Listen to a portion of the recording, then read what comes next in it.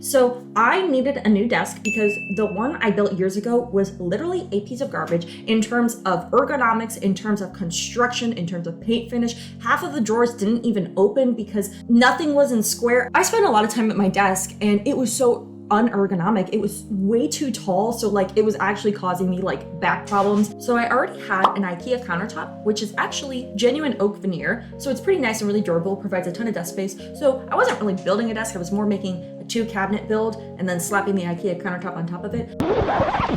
And this desktop I have is pretty pricey because it's real oak veneer, but IKEA offers a ton of less costly countertops of various laminates. And there's plenty of options out there for your desktop. If you have a bigger car, you could do something like salvage a table from a thrift store or secondhand furniture shop, or just get a giant piece of plywood or MDF and paint it or cover it in some of that fancy wallpaper.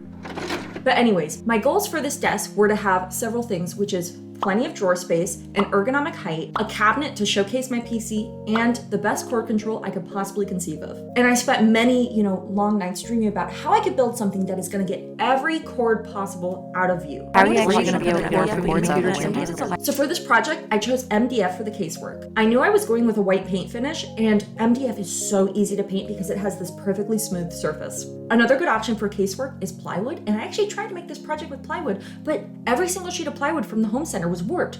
And you can see how warped this stuff is. So I did actually create a cabinet. Nothing was square. What is this? What I'm doing?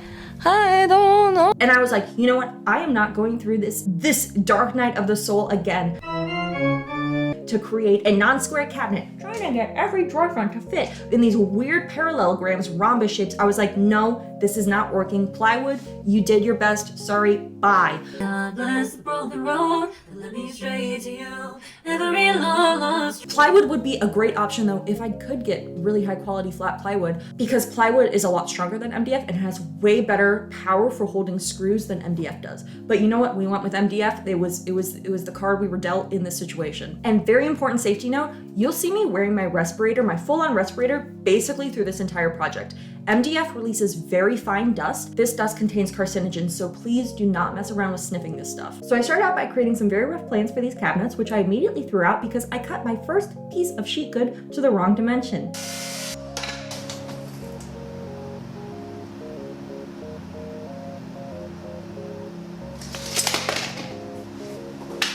Blessing in disguise, because I'm more than happy with how these things came out at the end of the day. And FYI, my cabinets ended up being 20 inches wide, 27 inches tall, and 30 inches deep. And the desk is 28 inches off the ground, which is a perfect ergonomic height. I highly recommend it. So let me explain how I ended up with this cabinet design against my will. So my initial plan was some slightly narrow cabinets, very deep with dowel risers at the center. But then since I cut my MDF sheets wrong, I ended up with sheet goods that could only really construct these really fat, squatty cabinets. And I was like, you know what? That's okay. And then for the construction of the actual cabinets, I used wood glue and biscuits. A lot of you might think that biscuits as the only form of joinery on MDF would be insufficient, and I would have agreed with you years ago if I had not created my own cabinets with butt joints and MDF and biscuits as the only form of joinery. So my last 2 cabinets I made for my desk, I just did butt joints and biscuits as an alignment point. And despite the otherwise horrendous construction of my past desk, that thing was chunky and it was strong. I rolled it and I threw it down my driveway to take it to the trash, and that thing did not budge. I have full confidence in this as a form of construction. So while constructing these cabinets was no small feat, it was pretty straightforward. I cut all the biscuit slots in matching locations.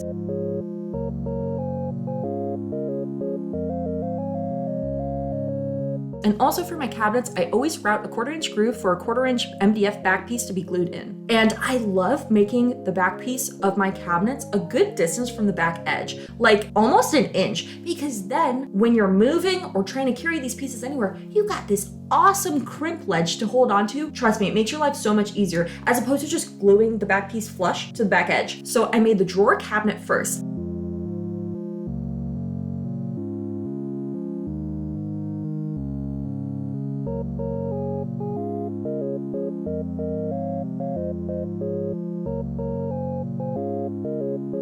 And after the glue up was finished, I was like, I want to get a look at how my PC looks in this cabinet, because, they were going to be 2 matching cabinets. I was like, I kind of want to start to theorize where the windows are going to go.